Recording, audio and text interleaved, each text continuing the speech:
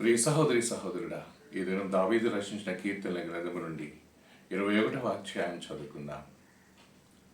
యెహోవా రాజు నీ బలమును బట్టి సంతోషించుచున్నాడు, నీ రక్షణను బట్టి అతడు ఎంతో హర్షించుచున్నాడు.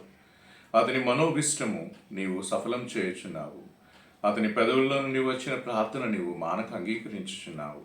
శ్రేయస్కరమైన ఆశీర్వాదములతో నీవు అతన్ని ఎదుర్కొనుచున్నావు.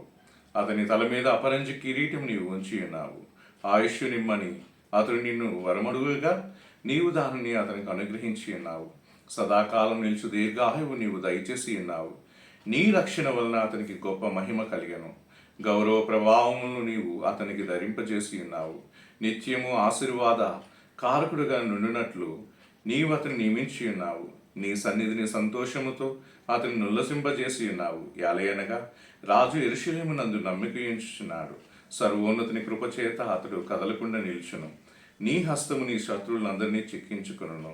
నీ దక్షిణ హస్తము నిన్ను ద్వేషించు వారిని చిక్కించుకొనును. ప్రత్యక్షమైనప్పుడు వారు అగ్నిగుండం వలె ఆగుదురు. తన కోపం వలన యెహోవా వారిని నిర్మూలం చేయును.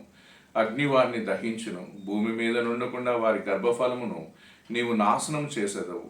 నరులలో నుండకుండా వారి సంతానమును నశింపజేసేదవు. వారు నీకు కీడు చేయవలని ఉద్దేశించిరి, దురపాయం పన్నిరి, కానీ దాన్ని కొనసాగింపలేకపోయిరి.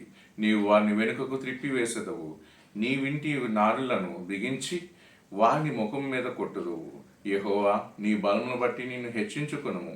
మేము గానము చేయొచ్చు, నీ పరక్రమమును కీర్తించెదము. ఆమేన్.